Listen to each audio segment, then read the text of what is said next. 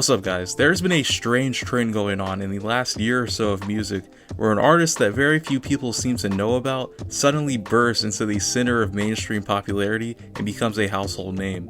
On the surface, this is just how modern popularity works. Things can blow up out of nowhere and only appeal to a certain set of people, but with this trend, the fact that a lot of people don't know who these artists are is a giant part of their reputation and is one of the main stigmas on their name. Let's dive into the industry plant phenomenon, see who fits the description, who doesn't, and figure out if this is a real campaign in the music industry or an overblown conspiracy theory. But first, what makes an industry plant? A majority of what I'll be talking about are what I call alleged industry plants. Artists that most likely grew naturally, but have been featured heavily in all types of music media, Twitter features, and have an overall presence that is suspicious. But a real industry plant goes way deeper. The action is, after all, literal corporate espionage. So I do think the way we all naturally throw around the term is a bit overblown. There's most definitely a difference between industry interference and full-blown industry plant. The distinction isn't clear, but that's what I want to work on. So even though I'll most likely use the term in the video, for most of these people, I don't think they're real industry plants. I think they're victims of aggressive marketing, and that's not illegal. So that's my silly preamble. Let's get into critiquing. 4bat's probably one of the best examples of an artist who had no presence, but also somehow an enormous presence and then fell off the face of the earth. Unlike pretty much all the other artists I'm going to discuss where you can dig up their early career and see how they got to where they are, 4bat's really did just blow up off his first song, which I should even have to say is very, very uncommon. His second song dropped a few months later and became his biggest. This was when he truly blew up because for some reason you could just not escape hearing about this song. And I say hearing about this song very intentionally because I vividly remember not hearing the actual song, just the buzz around it. Even on TikTok, which I'll get into in a second, I just never heard this thing. But you know who did hear it? Drake. And in March 2024, days before Like That drops and his career is permanently altered, Drake drops a remix of Act 2. Yes, on his second single, 4bat's got a cosign many artists don't get for their entire career, and it went even further than that. For the album that these singles were leading up to, he signs with OVO. Yet again, a pretty high honor just being handed out to a random up-and-comer. Very suspicious. And speaking of that album, let's get into that, cause 4bat's first album, that's where things kinda got weird. You May Be a Star should have been a sizable debut, it really should have been, but despite having the Drake feature from earlier and a new Kanye feature as well, no one gave this album the time of day, which is weird. I made sure to double check and compare to other TikTok artists who have big songs but mediocre album performance, and while that part matches up, 4bat's, who has dropped several songs over the last year, deadass just seems to have no leftover fan base. His new stuff pales in comparison numbers wise. Compare that to someone like Tommy Richmond, who you could also call a one-hit wonder, and even though he hasn't had a major hit in a while, his new song that I didn't even know existed still has 50 million streams, which means there's somebody out there that still cares. For all these artists, I'm gonna give them a rating of how likely I think it is that they're industry plants, and 4bat's, pun intended, I'll give him a strong 6. There are some pretty major red flags, but I also think a real industry plant situation would go way further than this did, so it's mostly up in the air. Okay, this one accidentally became topical. Ian is an anomaly of an artist. It's very rare where you can see someone who comes out of nowhere, can gain a bunch of fans, lose it all like 4 months later, but somehow still stick around and has now just become a guy. I feel like Ian the meme is a bigger thing than Ian the rapper, and for that I give him props because that's a way better way to gain attention. But let's get into what Ian's career has been so far. Dropping consistently since 2022, but you can tell his true break came last summer. We get him plastered all over Twitter accounts for this mixtape cover. Yes, Ian's launch into fame was not his album, but the cover of the album. What a stupid world we live in. You'll start to see how big a role Twitter accounts play into this, cause all it took was a haha cover and some money, and now you've made yourself the center of attention for at least a day. And if you're lucky, that's all you need to get the ball rolling, which is exactly what happened with Ian. From that point on, everything he did would be featured on these accounts in lead up to his mixtape, and when it dropped, Valedictorian has a really weird place in my heart. For some reason, I actually did buy into the hype and listen to it, and for what it's worth, it's not a bad album. I just don't know why I listened to it. I had a severe lapse in judgment when I did that, but yeah, it's okay.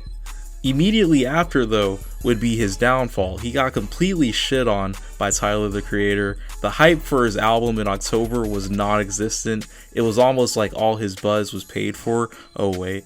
And it flopped hard. Not meaning that it was bad, but it wasn't good, and also it made no noise. His fan base did not show up for it. In retrospect, I do feel like we were a bit too hard on him, but at the same time, this is why you shouldn't do this. In case any up-and-coming artists just so happen to watch Clouded for some reason, don't make yourself the center of attention unless you are truly ready. Ian flamed out in like 6 months despite having decent music. And then his freestyle, I mean, what did we really expect? Ian, the guy whose main talent is... We should have known a freestyle from him would be more substance than rhyming. With all that though, I don't think he's an industry plant really. I think he just has a stupid label who thought that they could astroturf him into being the new Yee. Overall, I'll say that's like a 3 on the scale. Two Hollis is a very similar one to Ian, kinda in the same sphere of TikTok artists. They've even collabed, and he's been making music for about as long as Ian has. Jeans was his big hit, but he didn't come onto my radar until his video for Gold was getting insane attention on Twitter, and from that point on he was firmly set in the kind of above ground rap scene. His album Star, similar to Valedictorian, was getting so much attention on rap Twitter that I did listen to it, and honestly, it's pretty good. I kinda dig his production. But what is it that can make him an industry plant aside from the Twitter promotion? Well, for Holly, that would be 2 big things. His mom co-founded a record label and used to manage Skrillex. His dad is also a musician, but it's clear career-wise that his mom has a bigger influence on his music. He grew up around a lot of EDM artists and now makes that music, and she would be the person with the most label connections. Speaking of labels, Two Hollis is signed to Interscope, which I found odd for such a small artist. You see, for most artists around his size or in his scene, if they are signed to a label at all, they will most usually be under an imprint label. Think Cactus Jack or Opium. They are record labels, but they are tied to a bigger label with its own catalog of artists. It's like a tier system essentially, so for a pretty new artist to be so high on the totem pole, it causes suspicion. So with that, yeah, I don't know what more explaining I can do. That's pretty cut and dry. I'm gonna give him an 8 on the industry plant scale. I do think he's really talented and makes good music, but there's no way in hell he would get to this point without significant help. So that's that. Last but not least, doechii. One of the biggest artists of last year to extreme surprise, skepticism, and annoyance into this year. She's been around since 2018, but like everyone on this list, say it with me now, didn't blow up until last summer. Which is so weird, by the way. The events of this video basically all happened in like the span of 6 months. But anyway, doechii blew up originally on TikTok, and from there it just kept getting bigger and bigger. Whether it be a major cosign, or getting a feature, or having another big song, she really just became a big artist. The biggest one in this video for that matter. And because of that, people have been very confused about why she got so popular, which I'd say is valid. Especially if you accidentally hear the wrong song. After listening to her album, I was able to better understand both sides of this opinion.